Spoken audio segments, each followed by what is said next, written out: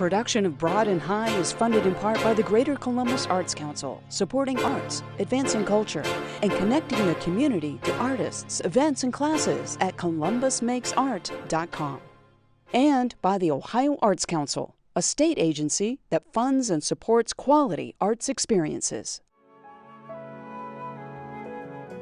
This time on Broad and High. Poetry is all about rhythm, structure, and battles to the death. Well, maybe not battles to the death, but definitely a battle for Poetry Out Loud champion. See who's crowned the winner right now on Broad and High.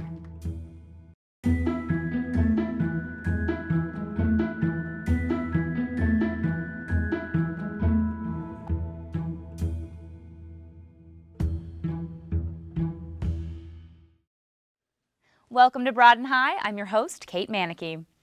Carl Sandburg once said that poetry is an echo asking a shadow to dance. I don't actually know what that means, but I do know that April is National Poetry Month, and to celebrate, we're dedicating this episode to the art of poetry, including an introduction to Ohio's very first poet laureate. But first up, so you think you can stanza? Well, kind of. It's the state finals of the Poetry Out Loud contest, and the competition is fierce. I'm Shakita Mullins-Lee, and I'm Arts Learning Coordinator for the Ohio Arts Council, and it is truly my pleasure to welcome you to Ohio's 11th annual Poetry Out Loud State Finals. I've had the privilege and the honor and the joy of seeing and hearing the best poetry ever written recited by high school students who learned about poetry and about themselves through participating in Poetry Out Loud.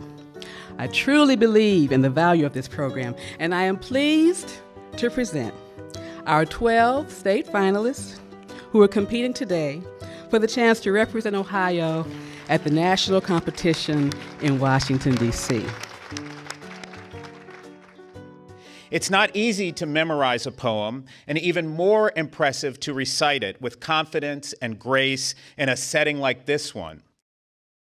The very first National Poetry Out Loud champion was Ohio's own Jason Hilley, who won a prize of $20,000. And just last year, Ohio State champion Sarah Benow was a national finalist, winning $1,000. I'm sure we've got a national finalist in our presence here today. The state finals will consist of 3 rounds. The top 6 highest scoring students from the first 2 rounds will recite a 3rd poem in the final round. The contestants will be scored in 6 categories: physical presence, voice and articulation, dramatic appropriateness, evidence of understanding, overall performance, and accuracy. For this formidable task, I'd like to thank our 3 distinguished judges, Steve Abbott, Rose Smith, and Alan Cohen.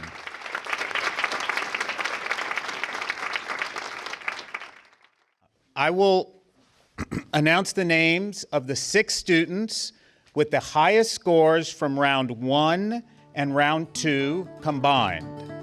Brianna McGee, Springfield High School. We are the dreamers of dreams. Natalie Kais, Columbus School for Girls. Creando Spanglish. Noah Martin, Westerville Central High School. Our quarrel with the foe. Ebony Bays Holly, Whetstone High So School. long as the world contains us both. Troubled sphere. Genevieve Urban, the I see Lyceum. heaven's glories shine. Thomas Ellison, Chaminade Julian High School. The great groom of waterfowl.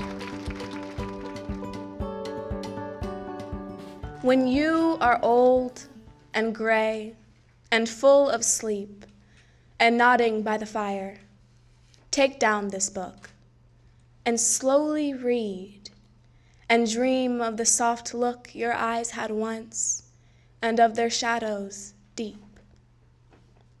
How many loved your moments of glad grace and loved your beauty with love false or true? But one man loved the pilgrim soul in you and loved the sorrows of your changing face. And bending down beside the glowing bars, murmur a little sadly how love fled and paced upon the mountains overhead and hid his face amid a crowd of stars.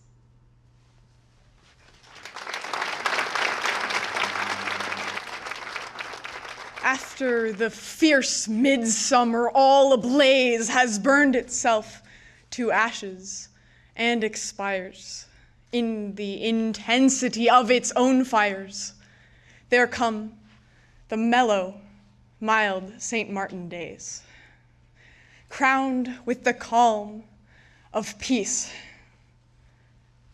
but sad with haze. So after love has led us till he tires of his throes and torments and desires, comes large-eyed friendship. With a restful gaze, he beckons us to follow, and across cool, verdant vales we wander, free from care. Is it a touch of frost lies in the air? Why are we haunted with a sense of loss? We do not wish the pain back or the heat. And yet, these days are incomplete.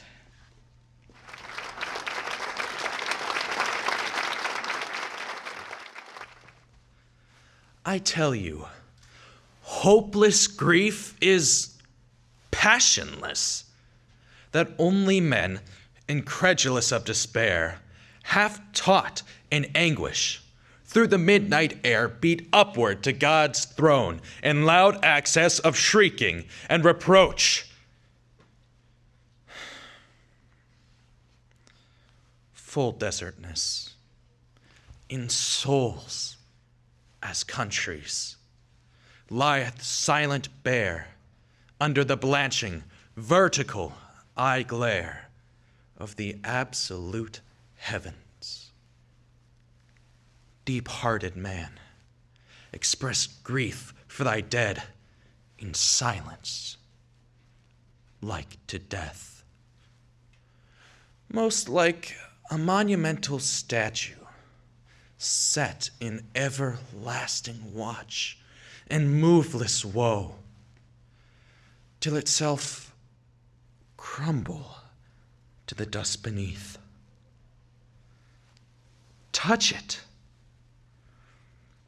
The marble eyelids are not wet. If it could weep, it could arise and go.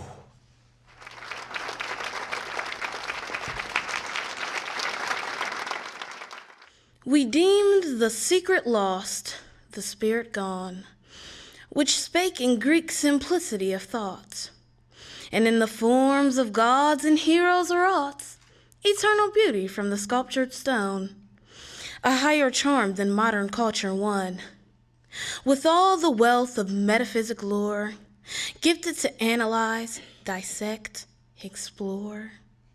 A many-colored light flows from one sun. Art, 'neath its beams, a motley thread has spun. The prism modifies the perfect day, but thou hast known such mediums to shun, and cast once more on life a pure white ray, absorbed in the creations of thy mind, forgetting daily self, my truest self, I find.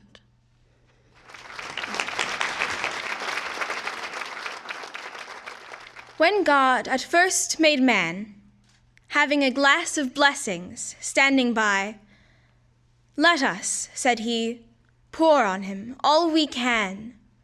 Let the world's riches, which dispersed lie, contract into a span." So strength, first made a way. Then beauty flowed, then wisdom, honor, pleasure. When almost all was out, God made us stay, perceiving that alone of all his treasure, rest in the bottom lay.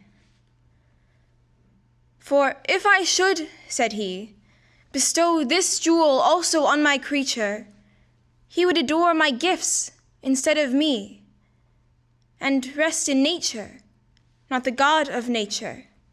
So both should losers be. Yet let him keep the rest, but keep them with repining restlessness. Let him be rich and weary, that at least, if goodness lead him not, yet weariness may toss him to my breast.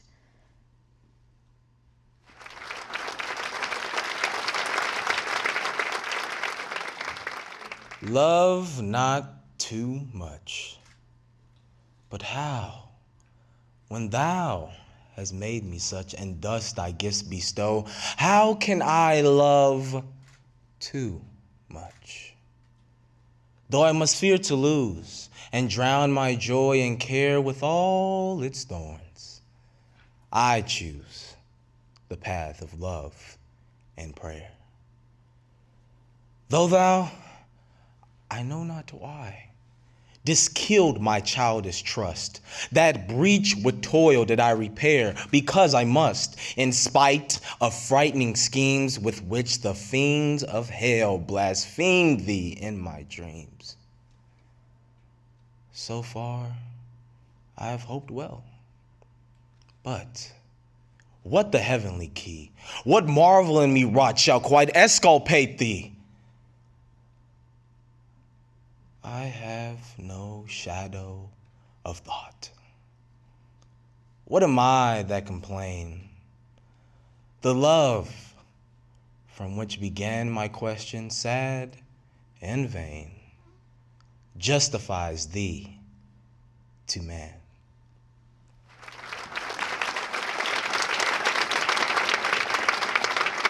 Okay, what everyone has been waiting for. Please congratulate our third place winner, Brianna McGee, Springfield High School. When you are old and gray and full of sleep. Our second place winner is Noah Martin, Westerville Central High School.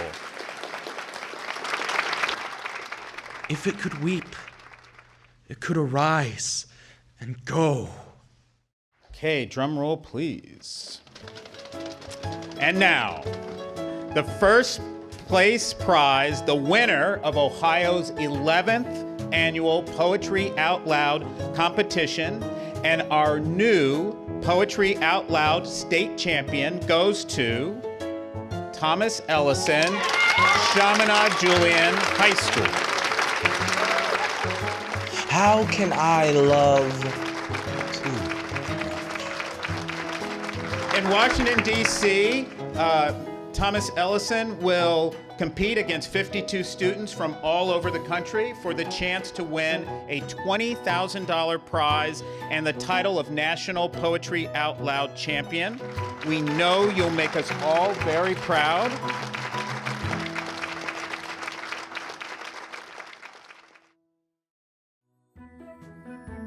Thomas Ellison will represent Ohio in the National Poetry Out Loud Finals in Washington, D.C. On May 3rd, you can watch his performance live online at poetryoutloud.org. And now, Ohio's very first poet laureate, who made a visit to the competition, which, by the way, was held right here in our Columbus studio. Amit Majmudar of Dublin shared two of his latest poems with us. Ohio's first poet laureate, Dr. Amit Majmudar, is here. Dr. Majmudar was appointed as Ohio's first Ohio Poet Laureate in January 2016. Having our own poet laureate in Ohio promotes awareness of the literary arts and encourages all Ohioans to develop a greater appreciation of poetry. Amit grew up in Cleveland. We won't hold that against him since I'm from Cincinnati. He is a graduate of Northeast Ohio Medical University College of Medicine and received his bachelor degree in natural sciences from the University of Akron. So you can be a physician and a poet at the same time. He has published 2 novels, and his poetry, essays, and literary criticism have appeared in the most prestigious publications in the world.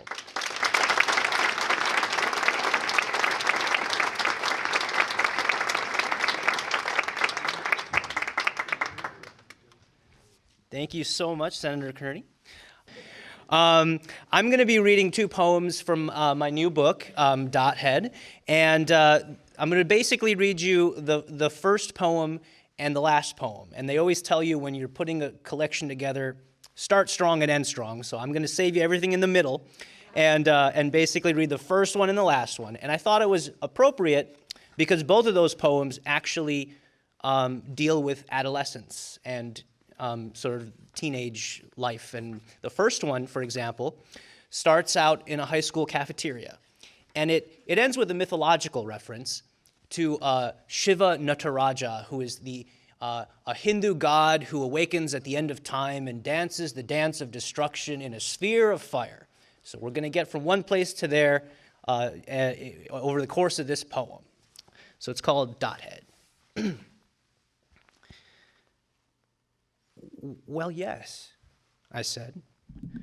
My mother wears a dot. I know they said third eye in class, but it's not an eye, not like that. It's not some freak third eye that opens on your forehead like on some Chernobyl baby. What it means is, what it's showing is, there's this unseen eye on the inside, and she's marking it. It's how the X that says where treasure's at is not the treasure, but as good as treasure. All right. What I said wasn't half so measured. In fact, I didn't say a thing. Their laughter had made my mouth go dry. Lunch was after world history. That week was India.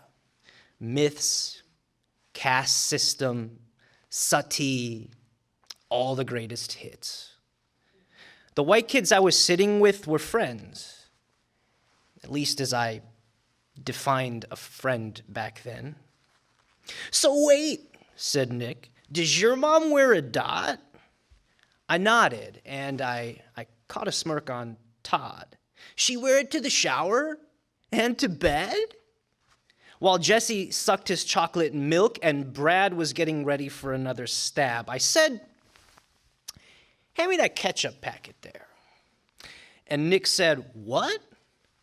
I snatched it, twitched the tear, and squeezed a dollop on my thumb and worked circles till the red planet entered the house of war, and on my forehead, for the world to see, my third eye burned those schoolboys in their seats, their flesh in little puddles underneath pale pools where Nataraja cooled his feet.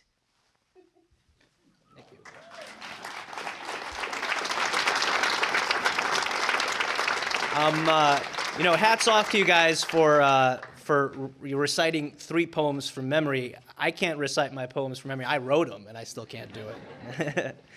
So the last poem in the book, kind of paradoxically, I end the book with an invocation. And an invocation is typically, at the beginning of an epic poem, they'll have, arms in the man I sing. That's how the Aeneid begins. And it's a way of sort of starting everything off. And you tell the muse to sing for you. And so playing with that, the first words of this poem are the arms I sing. And this actually also relates to to my training as a doctor. When I was in medical school, they have you rotate through the different fields of medicine. And when I was in child and adolescent psychiatry, basically what you do as a medical student is you talk to these teenagers about why they are basically where they are. And one thing I noticed, a common theme, was something that had to do with their arms. And their arms were damaged in some way or another, frequently by themselves.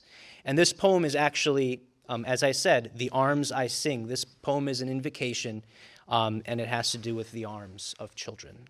It's called Invocation. The arms I sing. Forget the man, there is no other epic.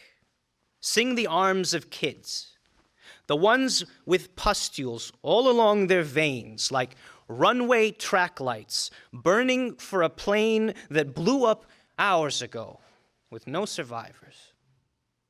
The ones with runes no parent can decipher. One message, knifed and scarred and knifed again in a mystic tongue forgotten who knows when.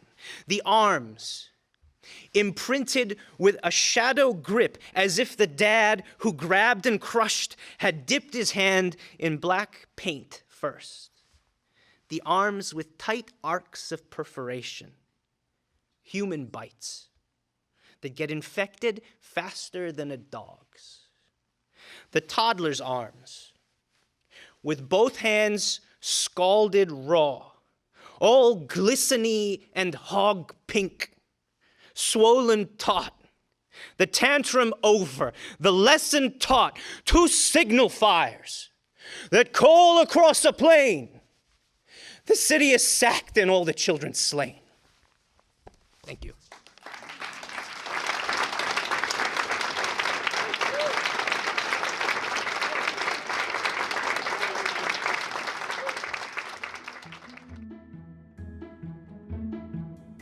We want to congratulate all of the students who participated in this year's Poetry Out Loud competition and encourage you to support Thomas Ellison of Dayton as he competes in the national finals, and support us by finding us online in all the usual places. Thanks for watching. We'll see you back here next week on Broad and High.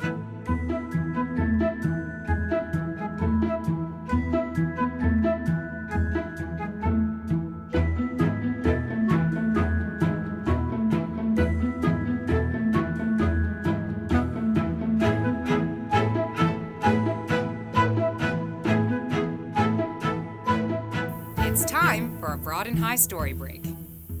I have 19 nieces and nephews who all live out of state. And I wrote the first Crime Cats book for them as a holiday gift. Crime Cats is a series of children's mystery novels for ages 8 to 12. They take place in Columbus, and they're about an 8-year-old superhero who solves mysteries with the help of his 2 cat detective partners.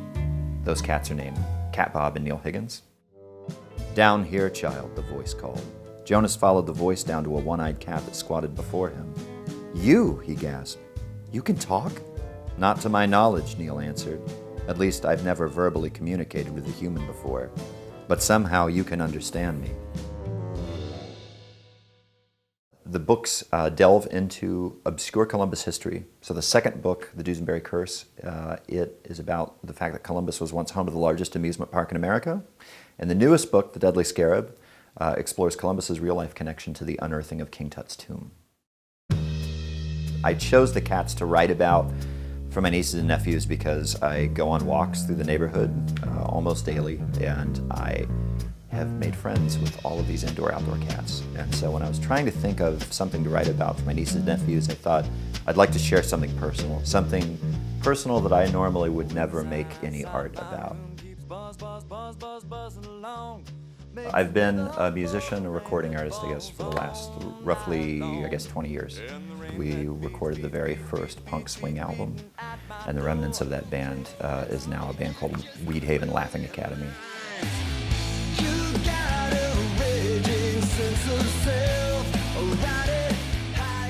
I'm kind of experiencing now, at the age of 40, like a rebirth artistically, both as a writer now and as a musician as well. But writing for kids was not something that I ever aspired to. It wasn't something I set out to necessarily do. I did not know how to lay out a book. I had to learn to do that. I hadn't drawn in 20 years, so I had to kind of practice to start drawing again. My main concern was writing something for my nieces and nephews. I wanted to impart wisdom to them that would help them develop as people. And I wanted to give them a kind of pointers and insight into interacting with cats, because I cannot discount the effect that cats have had in my life, which I know sounds like weird and corny, but it's true. My cat Sasha appears in this newest book, in the third book, and I gave her a little cameo in that because I was afraid that if she found out that she was not in any of the books, that I would have an accident going down the stairs one morning. In the back of each of the Crime Cats books, there's a section called Cat Clues, and cat clues are helpful tips to make you a better cat friend. And so this is one way of, for kids and adults to maybe set off on the right foot or paw, as it were, to create, I guess, a more enriching experience and relationship with cats in their life.